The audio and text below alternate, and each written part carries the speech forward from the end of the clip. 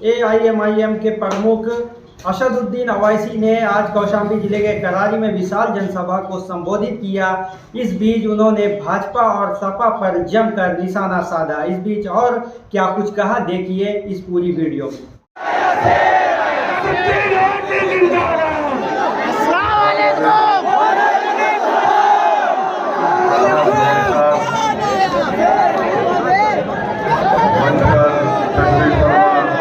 अबे मोबाइल नीचे करो, थोड़ा झंडा नीचे करो यार। और इस पार्लियामेंट के अपना दल पार्टी के कैंडिडेट नरेंद्र साहब, जिनका सिंबल एनवलप है, क्योंकि 8 बजे हाथ नीचे हमको इस जलसे को, जनसभा को खत्म करना है। मैं सिर्फ चंद मिनट आपके दरमियान में खड़े होकर आपसे अपील करने आया हूँ कि आप लोग अपने के कोर्ट हमारी बहन पल्लवी पटेल साहिबा ने जो PDM बनाई है, एनवलप का निशान है, आप उस पर बटन दबाइए। और जो हमें कोशिश कर रहे हैं उत्तर प्रदेश में पिछड़ा, दलित और मुसलमानों को सामाजिक न्याय दिलाने के लिए, उनको सियासी तौर पर उनका हक दिलाने के लिए ये हिस्सेदारी की लड़ाई हमने शुरू की है। और इंशाअल्लाह ताला इस पार्लियामेंट के चुनाव के बाद भी आने वाले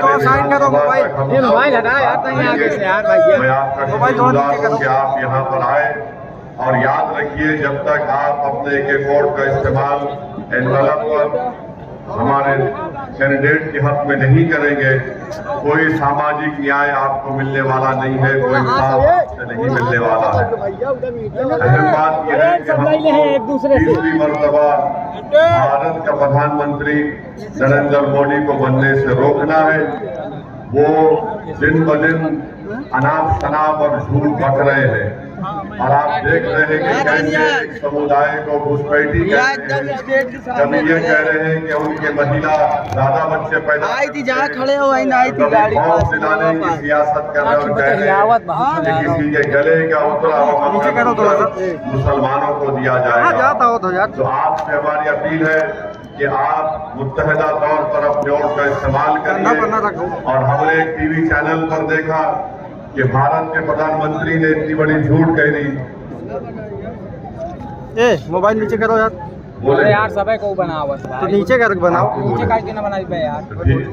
ठीक है, अभी हमको थोड़ा वक्त मिला है 10-15 मिनट का, तो ज्यादा आपके सामने बोल पाएंगे।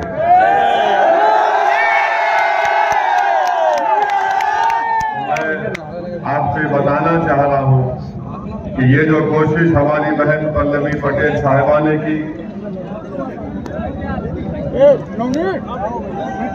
ये कोशिश की है, हमने मुख्तलिफ पार्लियामेंट के कॉन्स्टिट्यूएंसीज में हमारे उम्मीदवारों को उतारा है। मेरी आपसे फिर से अपील है कि हमको पल्लवी पटेल साहिबा को, उनके उम्मीदवारों को, उनके कैंडिडेट को कामयाब करना है, बीजेपी को शिकस्त देना है। और दूसरी तरफ हम देख रहे हैं कि समाजवादी पार्टी है, इंडिया अलायंस है। आज आपको हम बताना चाह रहे हैं कि यूपी की 80 लोकसभा के सीटों में समाजवादी पार्टी ने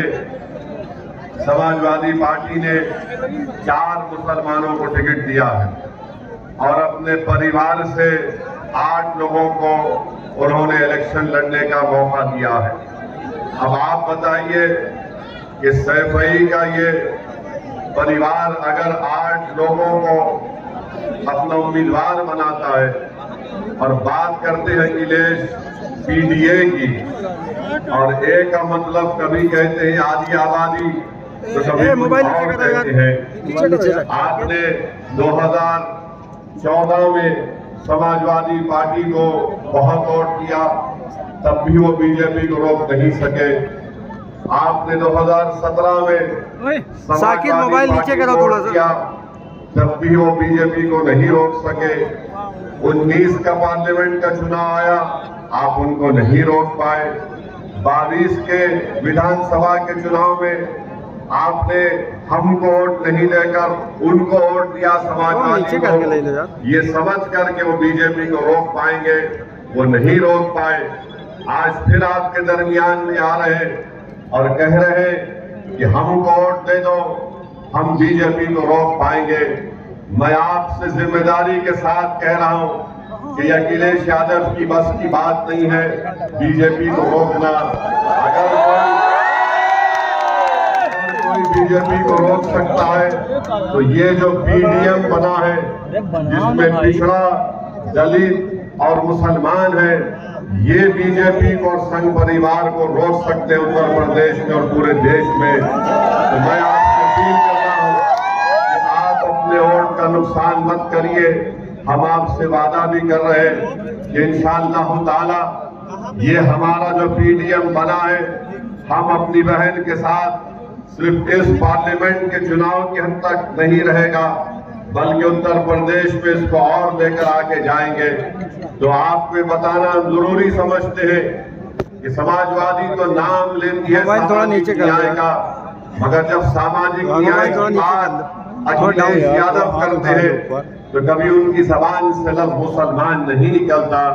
मैं शुक्रगुजार हूँ हमारी बहन पल्लवी पटेल का कि उन्होंने कहा कि मैं लफ्ज मुसलमान इस्तेमाल करूंगी, और उन्होंने कहा कि पीडीएम में एम का मतलब मुसलमान होगा। और आज आप देखते हैं कि जिस बेबाकी के साथ वो इस बात को लेकर आगे बढ़ रही है, हम भी उनके साथ खड़े हैं। और हमारी भी कोशिश ये है कि उत्तर प्रदेश में सही मानों में पिछड़ों को उनका हिस्सा मिले, दलितों को उनका हिस्सा मिले, मुसलमानों को उनका जायज मुकाम मिले। आज उत्तर प्रदेश हो या हमारा वतन अजीज भारत हो, लफ्ज मुसलमान जब आ जाता है सब लोग पीछे हट जाते हैं। आज आप देखते हैं कि कोई लफ्ज मुसलमान का नाम लेने के लिए तैयार नहीं है। बताइए, अगर भारत की जमहूरियत को मजबूत करना है तो यहाँ पर पिछड़े समाज को, हर एक को उनका हक मिलना चाहिए। मगर हम देख रहे हैं कि लोग धोखा खा जाते हैं समाजवादी पार्टी के दिल फरेब बातों को सुनकर। मगर चुनाव हो जाता है, उसके बाद अखिलेश यादव को किसी की फिक्र नहीं होती है। मेरी आपसे गुजारिश है, ये पार्लियामेंट का चुनाव भारत की तारीख का एक बहुत अहम और बड़ा ही नाजुक पार्लियामेंट का चुनाव है। आप अपने एक वोट का सही इस्तेमाल करिए। और आपके सामने हमारे भाई नरेंद्र सरोज है, ये कैंडिडेट है, इनका इंतखाबी निशान सिंबल एनवलप है। आप उनका वोट, अपना वोट इस्तेमाल करिए, उनको कामयाब करिए। दूसरी जानिब बीजेपी है। 10 साल से नरेंद्र मोदी ने भारत में भारत के युवाओं को, नौजवानों को बेरोजगारी उनका मुकद्दर बनाकर रख दिया। आज रोजगार नहीं दे पाते हैं और नरेंद्र मोदी के पास इसका कोई जवाब नहीं है। महंगाई आसमान को छू रही है। मैं आपको याद दिलाना चाहूंगा कि 2022 के विधानसभा के चुनाव में जब तीसरे मरहले की मतदान हो चुका, उस वक्त नरेंद्र मोदी ने उत्तर प्रदेश की आवाम के दरमियान में आकर कहा था कि मोदी आपसे वादा कर रहा है कि जितने चुट्टा जानवर फिर रहे, मोदी उनको उसका इंतजाम करेगा। बताइए, आज उत्तर प्रदेश में सबसे बड़ा मसला ये तमाम के तमाम जो जानवर जो रोडों पर फिरते हैं, किसानों की खेत खा लेते हैं, और जब वो गरीब किसान जाकर उनसे पूछता है कि भैया हमारे खेत को नुकसान हो गया, तो गवर्नमेंट की तरफ से कहा जाता है बाबा और योगी ने आपको 500 रुपए का इनाम दिया है, ये 500 रुपए रख लीजिए। आप बताइए, रात में खेत में जानवर घुस जाते हैं, जिसका वादा नरेंद्र मोदी ने किया। नरेंद्र मोदी ने विधानसभा के चुनाव में कहा था कि मोदी आपको वादा कर रहा है।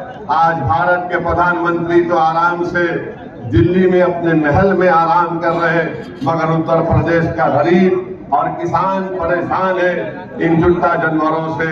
इसका कोई पुरसाने हाल नहीं है। आज आप देखते हैं कि नरेंद्र मोदी कहते हैं कि मैंने गरीबों को गैस का सिलेंडर दिया। मोदी जी, कभी किसी गरीब के घर में आप चले जाइए, 1 या 2 गैस का सिलेंडर के बाद वो गरीब परिवार गैस का सिलेंडर खरीद नहीं सकता।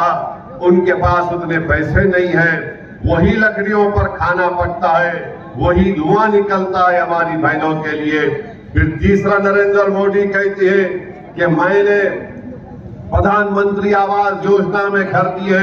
अरे कहां दिए आप बताओ ना हमको। मैंने प्रधानमंत्री आवास योजना के लिए, मुद्रा लोन के लिए और ये गैस के सिलेंडर की स्कीम के लिए मैंने आरटीआई एप्लीकेशन डाला, मगर कभी इसका जवाब नहीं आता है। तो मेरी आप तमाम से अपील है कि आपको देख समझकर अपने वोट का इस्तेमाल करना है। अभी हम आ रहे थे तो रास्ते में नरेंद्र मोदी का हमने एक वीडियो देखा। नरेंद्र मोदी जिस सफाई के साथ झूठ को बोलते हैं, शायद ही कोई इस तरह से झूठ बोल सकता होगा। भारत के प्रधानमंत्री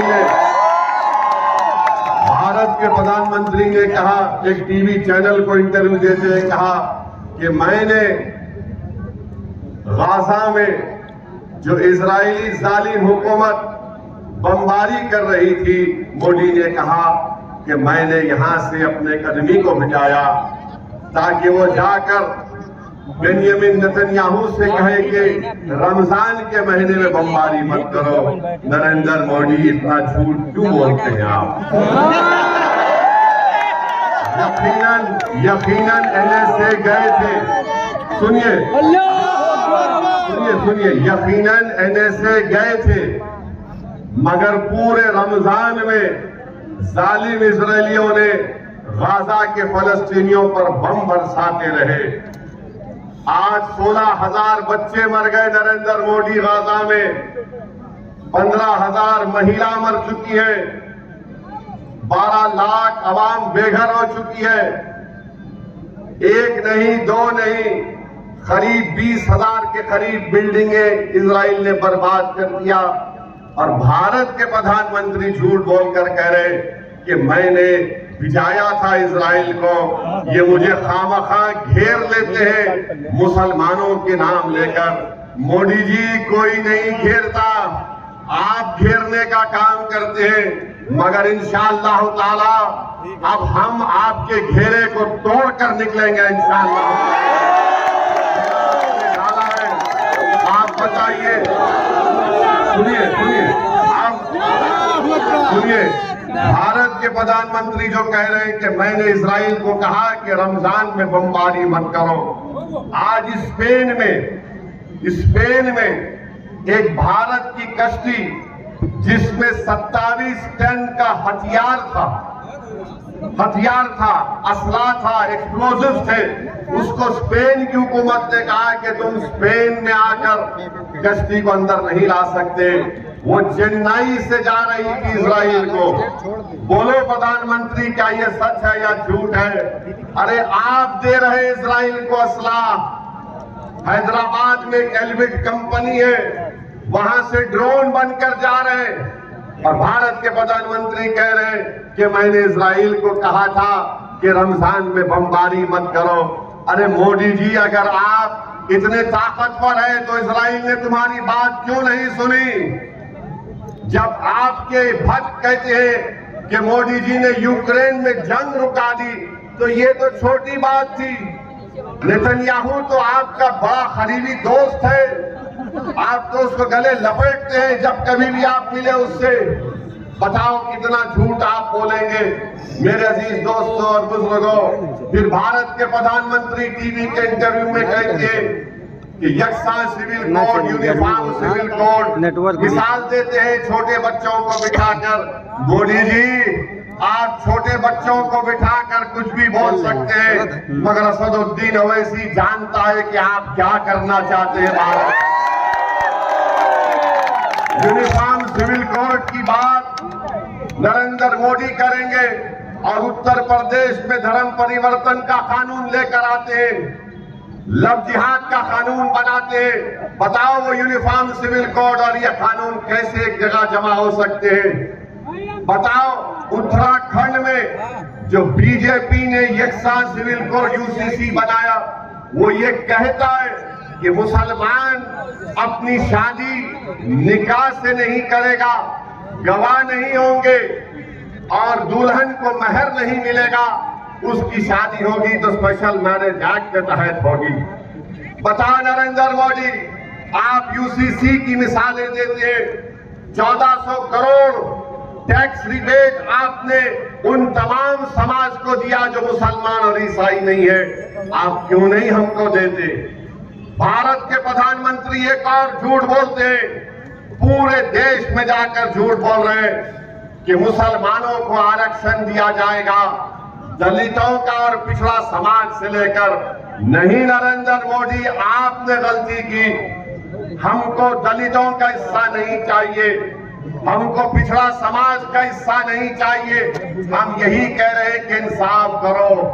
भारत के संविधान में दफा 15 और 16 के तहत आप हमसे इंसाफ करो। मैं आपको बता रहा हूं, आज नरेंद्र मोदी बाबा साहिब अम्बेडकर की बात करते हैं, मगर वही बाबा साहिब अम्बेडकर के संविधान को खत्म करना चाहते हैं। कैसे खत्म करना चाहते हैं? नरेंद्र मोदी की सरकार ने इकोनॉमिक वीकर सेक्शन के ऊपर 10% रिजर्वेशन दे रहे हैं। किसमें दे रहे हैं? तालीम में और रोजगार में। अब ये 10% में न दलित जा सकता है, इस 10% में न अदर बैकवर्ड क्लास के पिछड़ा लोग जा सकते हैं, और ये 10% सिर्फ अपर कास्ट लोगों के लिए मोदी ने किया। बताओ नरेंद्र मोदी, जो आबादी का 80% हिस्सा है, आप उनसे कह रहे हैं कि तुम 27% या 50% में अपना खेल खेलो, और जो देश के 10% हिस्सा है, 20% हिस्सा है, नरेंद्र मोदी उनको 10% हिस्सा दे रहे। बोलो मोदी, किसका रिजर्वेशन आप छीन रहे हैं? आप दलितों का हिस्सा मार रहे हैं, बैकवर्ड क्लास का हिस्सा मोदी मार कर देना चाहते हैं। और याद रखिए, ये 400 पार की बात जो बीजेपी कर रही है, वो संविधान को बदल देंगे। अगर आपको मेरी बात का यकीन नहीं है तो जाकर मेरी भाषण के बाद इंटरनेट पर देख लो, आसाम का मुख्यमंत्री क्या कह रहा है। आसाम का मुख्यमंत्री कह रहा है कि 400 दे दो, हम काशी मथुरा भी छीन लेंगे, हम पाकिस्तान से पीओके ले लेंगे। मोदी जी, 10 साल से आप क्या कर रहे थे? 10 साल से आप पीओके ले रहे थे, मगर आपने पीओके नहीं लिया, तो मालूम हुआ 10 साल से नरेंद्र मोदी सिर्फ चाय पी रहे थे और सो रहे थे। अब चुनाव आ गया तो मोदी कह रहे हैं कि पीओके ले लेंगे। मोदी जी, पीओके ले लीजिए ना। भारत की संसद में हमने, हमारे बुजुर्गों ने एक रेजोल्यूशन पास किया था कि वो भारत का हिस्सा है। अरे आप 10 साल से क्या कर रहे हैं? मगर आप भाजपा के लोगों से पूछो तो बोलेंगे पीओके ले लेंगे। जब उनसे पूछो चीन का क्या करोगे, चीन भारत की 2000 स्क्वायर किलोमीटर जमीन पर कब्जा करके बैठा है, तो नरेंद्र मोदी और बीजेपी के लोग सन्नाटे में आ जाते हैं, सन्नाटे में आ जाते। भारत के प्रधानमंत्री मोदी कहते हैं कि मैंने जिंदगी में कभी हिंदू मुस्लिम नहीं किया। आपको यकीन है? मोदी जी कह रहे हैं कि मैंने कभी नहीं किया। मोदी जी, ये कब्रिस्तान शमशान का मैंने कहा था, 80-20 मैंने कहा था। कपड़े देखकर पहचानो, किसने कहा था? मोदी भाई। आज भारत के प्रधानमंत्री कहते हैं कि हम मुस्लिम महिलाएं ज्यादा बच्चे पैदा करती है, झूठ है, घुसपैठी कहते हैं। और फिर देश के प्रधानमंत्री है, 133 करोड़ जनता के प्रधानमंत्री है, मगर मोदी कहती है कि 15% लोगों को ज्यादा दे दिया जाएगा। अरे मोदी जी, आपको इतनी नफरत क्यों है? इतनी नफरत क्यों है आपको? ये देश, भारत जो हमारा देश है, मेरे मरने के बाद भी, आप तमाम के दुनिया के चले जाने के बाद भी, मोदी जी के जाने के बाद भी देश भारत रहेगा। मोदी जी, भारत को कमजोर करने का काम मत करो, झूठ बोलना कम करो, सच्चाई को बयान करो। अगर सच्चाई को नहीं बोल सकते मोदी जी, तो कम से कम झूठ को तो आम मत करो। नफरत को आम मत करो। आप कब तक पिछड़ा, दलित और मुसलमान को आप इस तरह से नफरत फैलाते रहेंगे उनके बारे में? जब कभी भी आप देख रहे हैं भारत के प्रधानमंत्री का भाषण होता है, अमित शाह कहते हैं कि ईद मनाएंगे मगर दूसरी जगह नहीं जाएंगे। अरे आखिर क्यों? आप 10 साल में आपने कितने नौकरी दिए बताओ? बताओ तुमने कितने गरीबों के घर में चूल्हा जलाया? बताओ तुमने महंगाई कितने कम की?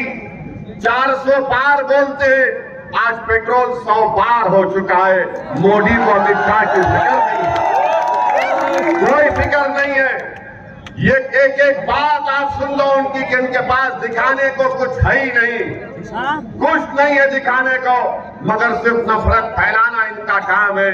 मगर याद रखिए, अगर पिछड़ा, दलित और मुसलमान को इंसाफ अगर मिलेगा तो पीडीएम के जरिए से मिलेगा। हमारी बहन पल्लवी पटेल साहिबा ने एक बहुत बड़ा बोझ उठाया है। हम आपसे अपील करने आए हैं कि आप उनका साथ दीजिए। ये हमारे दुश्मन, जो सियासी दुश्मन है, वो बोलेंगे ओवैसी वोट काटने आया है, ओवैसी बी टीम है। मेरे भाई, ये जो इंडिया अलायंस है, महाराष्ट्र में 48 लोकसभा की सीटें एक भी मुसलमान को टिकट नहीं देते और आकर हमको गाली देते हैं। हैदराबाद में हमारे खिलाफ कांग्रेस ने उम्मीदवार खड़ा कर दिया, बीजेपी ने खड़ा कर दिया और सब ये समझ रहे थे कि अब के बार हैदराबाद की सड़कों पर असदुद्दीन ओवैसी को हम रोक लेंगे।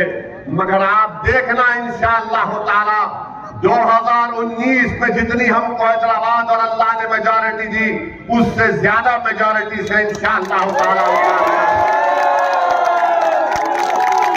और हमारे, सुनिए, हमारे लिए मोदी जी आ गए, अमित शाह आ गए। अमित शाह 2 मरतबा आ गए।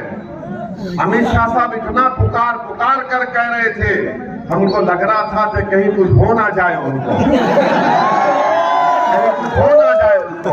मगर बहरहाल मेरे भाई, आज आपसे एक ही गुजारिश है कि एक नई शुरुआत करिए, एक नया इनकलाब लिखिए। याद रखिए, अगर भारत की पार्लियामेंट में पिछड़ा, दलित और मुसलमान की नुमाइंदगी नहीं होगी तो फिर कौन आपकी आवाज बनेगा? कल अगर यूनिफॉर्म सिविल कोड का बिल आएगा, कल अगर यकसा सिविल कोड का बिल आएगा, तो क्या आप समझते हैं कि अखिलेश की पार्टी वाले कुछ बोलेंगे? अगर कल कोई ऐसा कानून लाया जाएगा जो प्लेसेस ऑफ वर्शिप एक्ट को खत्म करेगा, तो क्या भैया उठ के कुछ बोलेंगे? भैया तो सिर्फ यही बोलते हैं कि दरी बिछाओ और अपनी जवानी मुझ पर कुर्बान कर दो। मेरे भाई, जिस शख्स के परिवार के लोग पूरे भाजपा में चले गए, उनके छोटे भाई की पत्नी बीजेपी में चले गई, हर जगह से उनके रिश्तेदार बीजेपी में चले जाते हैं। तो हम आपसे अपील कर रहे हैं कि अपना एक एक वोट एनवलप के निशान पर लगाइए। और मैं शुक्रगुजार हूं कि हमको इतना मौका मिला कि हमको आप इतनी दूर से आए, आपके दरमियान में आए हैं। मैं आपसे वादा कर रहा हूं कि इंशाअल्लाह ताला हम बार बार आएंगे और आपके दरमियान में ही थे, आपके दरमियान में रहेंगे। मगर आप तमाम वादा कर रहे हैं ना कि हमारे नरेंद्र सरोज को आप कामयाब करेंगे।